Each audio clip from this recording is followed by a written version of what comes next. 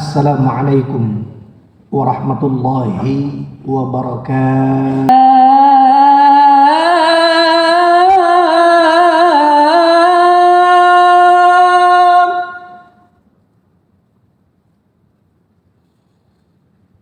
Hayya 'alas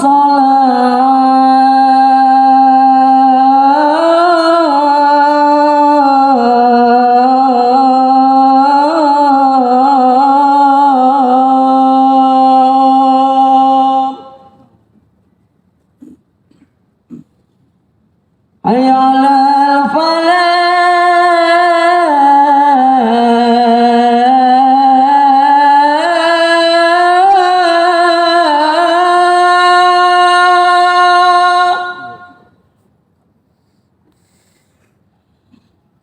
hayya 'alal falah.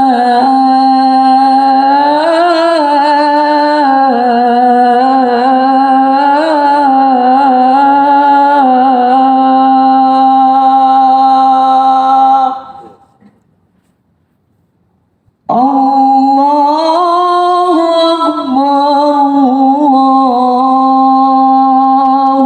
Akbar, la ilaha illallah.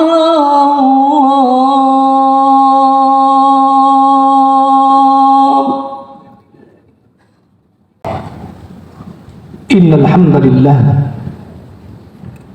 nahmaduhu wa nasta'inuhu wa nastaghfiruh wa na'udzu billahi min shururi anfusina wa min sayyiati a'malina.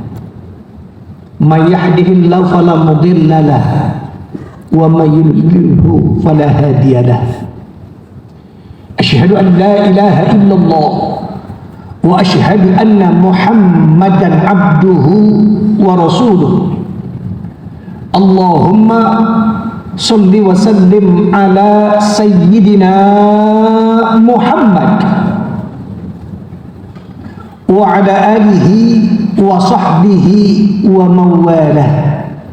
La hawla wa la quwwata illa billah. Ilahi anta maqsudi wa ridhaka matlubi, a'tini mahabbataka wa ma'rifatak. Amma ba'du, qala Allah ta'ala fil Qur'anil Karim, a'udzu billahi minasyaitonir rajim, bismillahirrahmanirrahim. Ya ayyuhalladzina amanu taqullaha haqqa tuqatih wa la tamutunna illa wa antum muslimun. Wa qala fi ayatin ukhra wa'bud rabbaka hatta ya'tiyakal yaqin. Sadaqallahul azim wa sadaqa rasuluhun nabiyyul habibul karim wa nahnu ala zalika minasyahidin wasyakirin walhamdulillahi rabbil alamin. Ma'asyiral muslimin, usikum ibadallah wa iyaya bitaqwallah faqad fazal muttaqun. Hadirin bapak-bapak, saudara-saudara, jamaah salat Jumat yang mudah-mudahan semuanya dirahmati Allah Subhanahu wa taala. Amin ya rabbal alamin. Alhamdulillah wa syukurillah, marilah kita panjatkan puji syukur kehadirat Allah Subhanahu wa taala. Allah zat yang maha rahman, Allah zat yang maha rahim, Allah yang maha pengasih, yang kasihnya tidak pernah pilih kasih, Allah yang maha penyayang, yang sayangnya tidak bisa dibilang. Allah yang sudah memberikan nikmatnya kepada kita, baik itu nikmat iman, nikmat Islam, nikmat sehat badan, nikmat panjang umur. Di mana dengan nikmat-nikmat Allah tadi kita sama-sama dapat melaksanakan semua aktivitas kehidupan kita sehari-hari. Juga dengan nikmat Allah tadi kita sama-sama dapat hadir di tempat ini, juga tentunya dengan satu niat, ibadah, sujud, mengabdi kepada Allah Subhanahu wa taala. Maka bapak saudara, selaku hamba Allah yang beriman, hamba Allah yang bertakwa, pandai-pandailah kita mensyukuri semua nikmat-nikmat yang Allah sudah berikan. Bagaimana mensyukurinya? Laksanakan semua perintah Allah, kerjakan semua perintah Allah, dan jauhkan semua larangan-larangannya. Kalau manusia sudah mampu melaksanakan semua perintah Allah, mengerjakan semua perintah Allah, dan menjauhkan semua larangan-larangannya, janji Allah dalam ayat yang sudah sangat populer, Allah katakan, la in syakartum la azidannakum. Kalau kau bersyukur akan nikmatku, kau laksanakan semua perintahku, pasti nikmat yang lain akan ditambah. Tapi Allah katakan, wala in kafartum, apabila engkau lupa, engkau ingkar, engkau kufur terhadap nikmatku, kata Allah, inna azabi lasyadid, sesungguhnya azabku sangat pedih. Mudah-mudahan kita yang hadir pada Jumat hari ini adalah orang-orang yang pandai bersyukur akan nikmat-nikmat yang Allah sudah berikan. Bapak saudara yang dirahmati oleh Allah Subhanahu wa ta'ala, pada kesempatan yang baik ini sedikit yang akan saya sampaikan, karena kita sudah memasuki bulan Rajab, ya. Memang ada 3 bulan yang disebut oleh Rasulullah dalam hadisnya berturut-turut. Anna Rajabah, sesungguhnya bulan Rajab. Kapan? Sekarang. Apa kata Rasulullah? Anna Rajabah syahrullah, bulan Rajab adalah bulannya Allah. Wa amma Sa'ban, sedangkan bulan Sa'ban kapan? Yang akan datang. Rasulullah katakan, syahri adalah bulanku. Wa amma Ramadan, sedangkan 2 bulan yang akan datang yaitu bulan Ramadan. Rasulullah katakan, syahrul ummati adalah bulan kita, umatnya Muhammad Rasulullah sallallahu alaihi wasallam. Bahkan orang yang beriman kepada Allah, orang yang bertakwa kepada Allah, ketika masuk bulan Rajab, dia berdoa, Allahumma barik lana fi Rajab wa Sa'ban. Ya Allah, berikan keberkahan kepada kami di bulan Rajab dan di bulan Sa'ban. Lalu kita katakan kepada Allah, wa ballighna Ramadan, wa ballighna Ramadan, pertemukan kami ya Allah dengan bulan Ramadan. Kita berdoa ketika masuk Rajab, Allahumma barik lana fi Rajab wa Sa'ban. Ya Allah, berikan keberkahan kepada kami di bulan Rajab dan di bulan Sa'ban. Wa ballighna Ramadan, dan pertemukan kami ya Allah dengan bulan Ramadan. Kita berharap Allah pertemukan kita dengan bulan yang agung, yaitu bulan Ramadan. Mudah-mudahan kita juga semua akan dipertemukan dengan Allah dengan bulan yang agung, yaitu bulan Ramadan. Bapak saudara yang dirahmati Allah Subhanahu wa ta'ala, Rajab intinya adalah perintah sholat, ya. Rajab intinya perintah sholat, yaitu Isra dan Mi'raj. Kita lihat sama-sama. Allah perintahkan puasa, cuma turun ayat,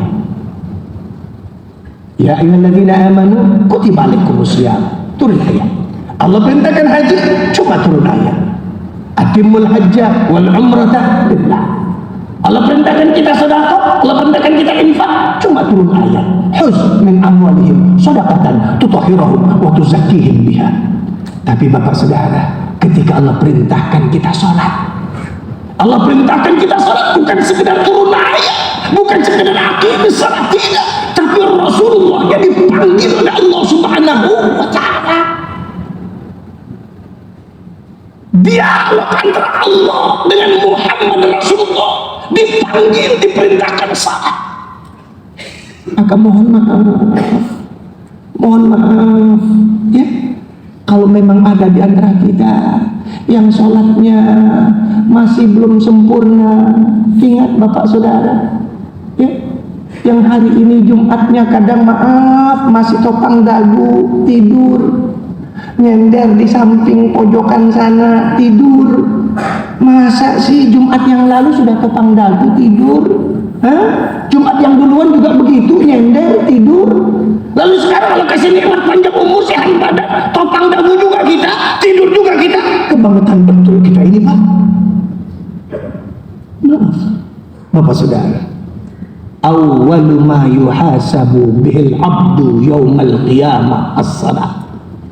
Awwalu ma yuhasabu bihil abdu yawmal qiyamah as-salat. Nanti ketika masuk dalam lapang kubur, nanti ketika hari kiamat,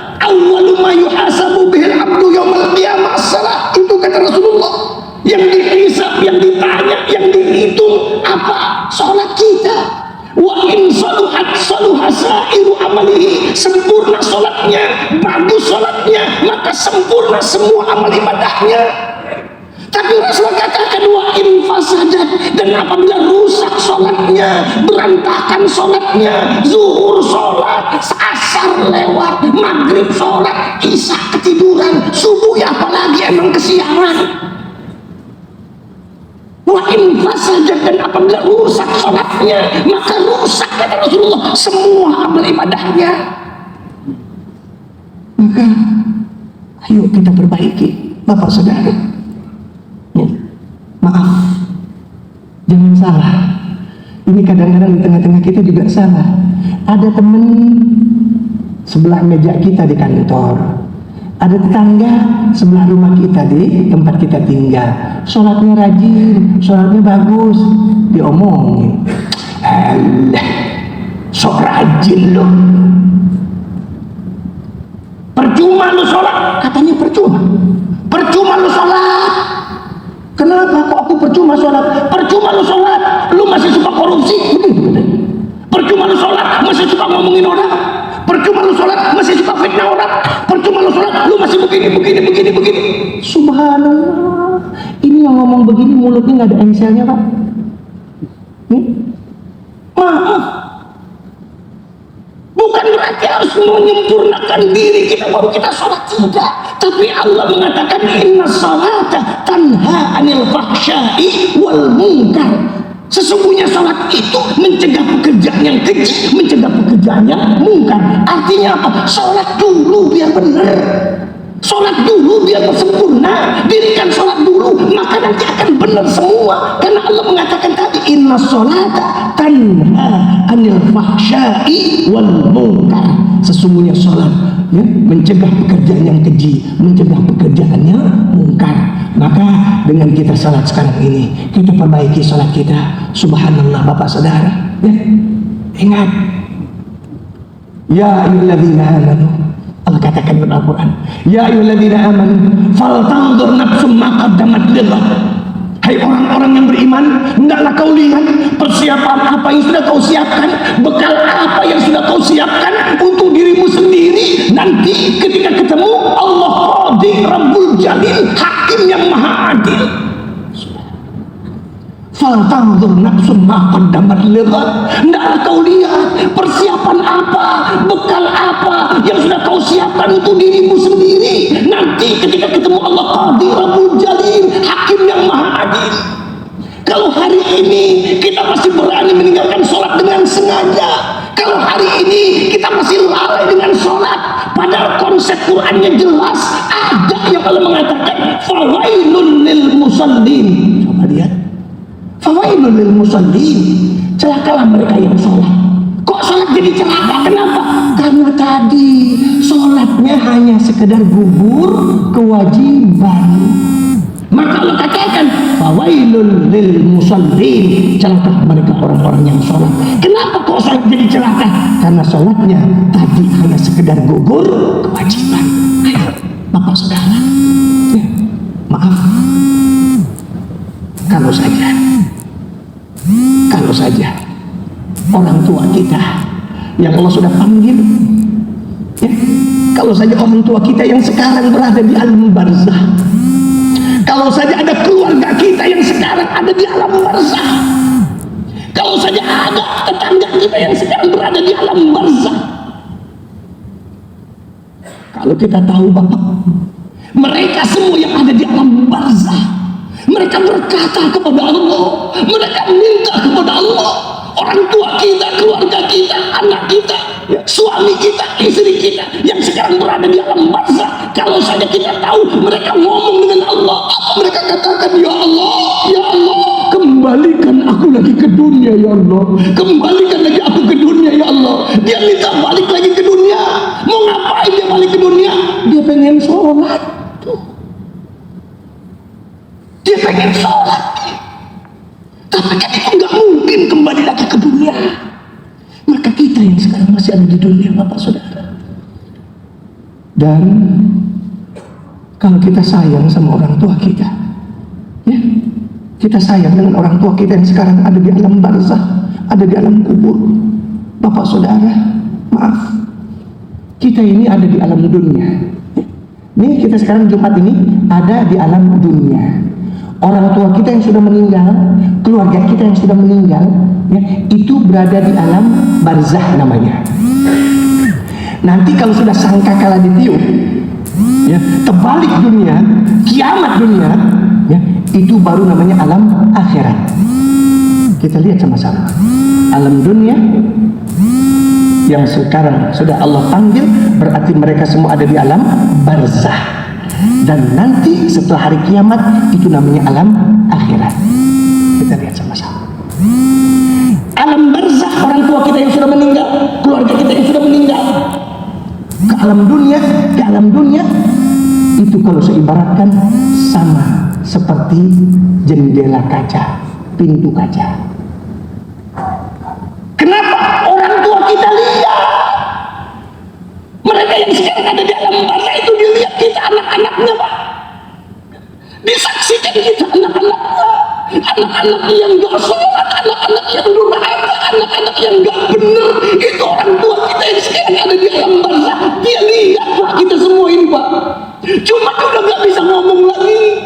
Ya, alangkah sedihnya orang tua kita yang sekarang ada di alam barzah. Kalau kita anaknya yang sekarang masih ada di alam dunia, lalu kita nggak sholat, kita nggak ibadah, kita nggak banyak berbuat amal saleh, menangis mereka melihat dan menyaksikan kita. Kenapa? Karena diibaratkan sama seperti pintu kaca. Dan dari alam barzah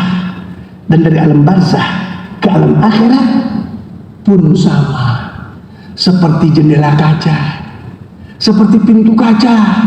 Mereka udah lihat, mereka udah tahu tempat yang akan ditempati itu. Ya Allah, jangan-jangan itu tempatku, ya Allah.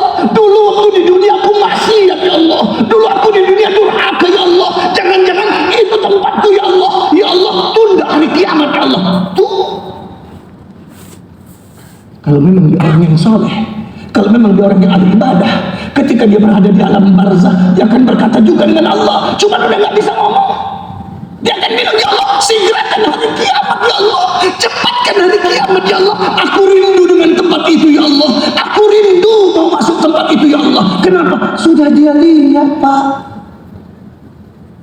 Maka Bapak Saudara, ya, sekali lagi, mumpung Allah sayang sama kita, mumpung Allah cinta dengan kita, Allah masih panjangkan umur kita, Allah sehatkan badan kita, yuk berbuat yang baik-baik, kerjakan yang baik-baik. Apalagi kalau kita sayang dengan orang tua kita yang sudah nggak ada, berbuatlah yang baik-baik, kerjakan yang baik-baik. Kenapa? Dia cuma udah nggak bisa ngomong, ya. Dia saksikan cuma udah nggak bisa ngomong. Kalau saja tadi saya katakan, dia minta kepada Allah, ya Allah, kembalikan lagi aku ke dunia. Aku pengen sholat, aku pengen belajar, ya Allah, aku pengen ibadah, ya Allah, aku pengen beriman, ya Allah. Tapi kan sudah terlambat.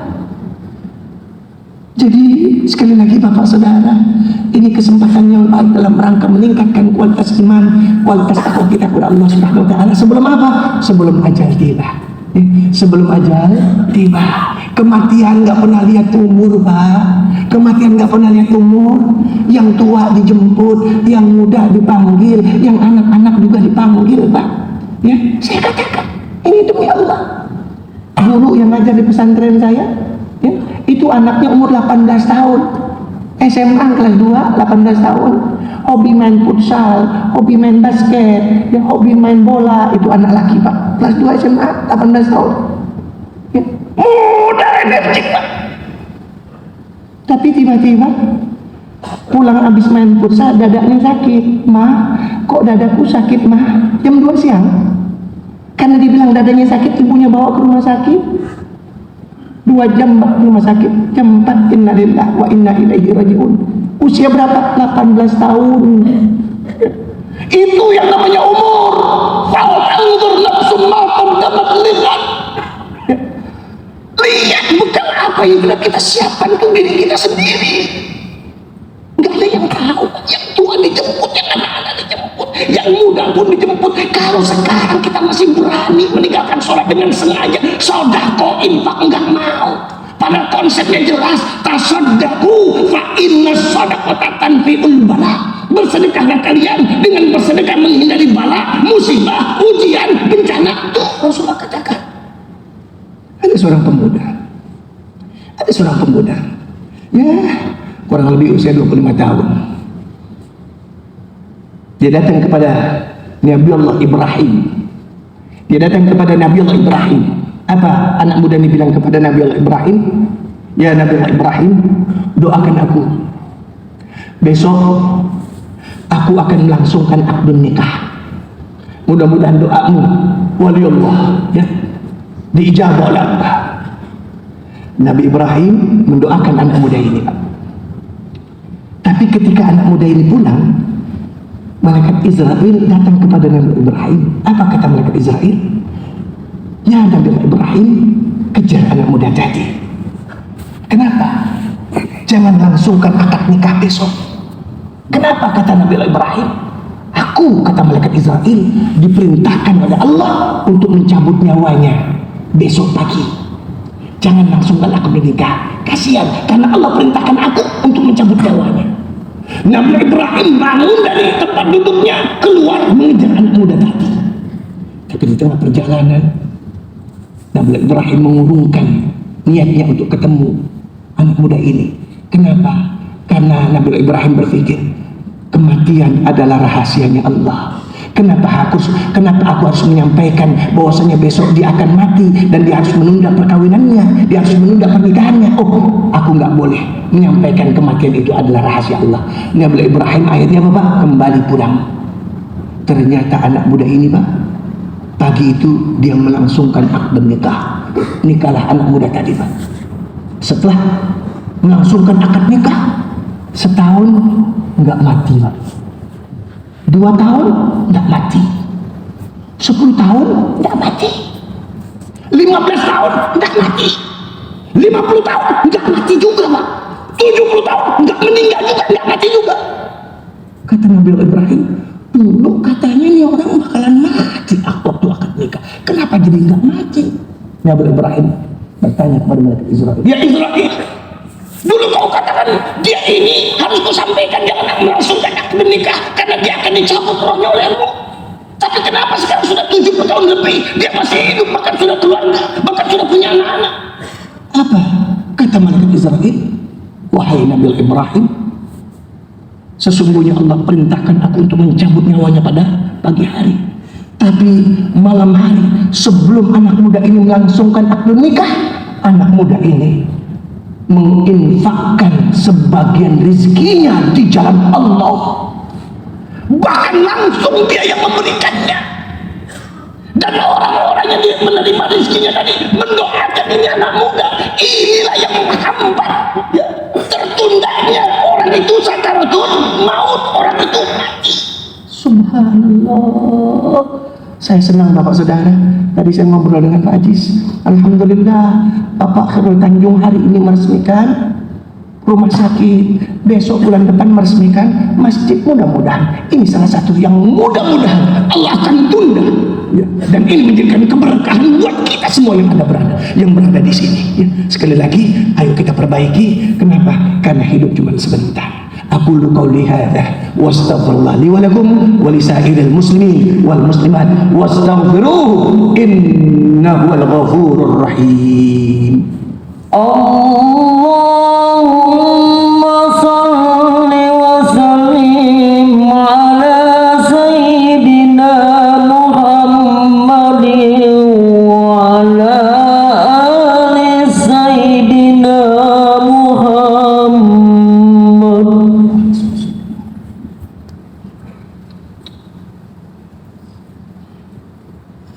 Alhamdulillah Rabbil Alamin wa bihi nasta'in ala umuri dunya waddin wassalatu wassalamu ala asrafil anbiya'i wal mursalin wa ala alihi wa sahbihi ajma'in amma ba'd. Usikum ibadallah wa iyaya bitaqwallah faqad fazal muttaqun. Bapak Saudara jamaah salat Jumat yang mudah-mudahan dalam rahmatnya Allah Subhanahu wa taala, pada khutbah kedua sebelum kita munajat dan berdoa kepada Allah di hari Jumat, doa kita diijabah. Di hari Jumat amal ibadah kita dilipat gandakan ya.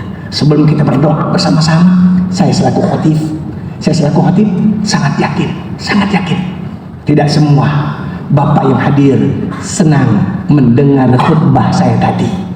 Mungkin ada yang bilang begini, waduh khutbahnya kenceng amat nih Ustaz. Mungkin. Atau ada yang, aduh nyindir-nyindir mati nih Ustaz nih. Jangan-jangan, mungkin. Tapi yang saya ingin katakan, qulil haq walau kana murran. Katakan yang benar itu sekalipun pahit. Karena yang paling dekat dengan kita, yang paling dekat dengan kita bukan istri kita, yang paling dekat dengan kita bukan anak-anak kita, tapi yang paling dekat dengan kita satu, yaitu kematian. Tidak siapapun berani menjamin, ya. Bahkan saya pun nggak berani menjamin kalau saya bisa sampai selesai khutbah ini, selesai Jumat ini, saya sampai ke rumah, nggak ada jaminan, ya. Maka ketika tidak ada jaminan dan paling dekat dengan kita adalah satu kematian, mudah-mudahan kita perbaiki itu semua dalam rangka kita ibadah kepada Allah Subhanahu wa taala. Allahumma shalli ala sayyidina Muhammad wa ala ali sayyidina Muhammad. Allahumma ighfir lil muslimina wal muslimat wal mu'minina wal mu'minat al ahya'i minhum wal amwat innaka sami'un qaribun mujibud da'wat ya qadiyal hajat. Rabbana zalamna anfusana wa illam taghfir lana wa tarhamna lanakunanna minal khasirin. Rabbana hab lana min azwajina wa dhurriyyatina qurrata a'yun waj'alna lil muttaqina imama waj'alna lil muttaqina imama. Rabbana atina fid dunya hasanah wa fil akhirati hasanah wa qina azabannar wa adkhilna jannata ma'al abrar ya aziz ya ghafar ya rabbal alamin bi rahmatika ya arhamar rahimin walhamdulillahi rabbil alamin.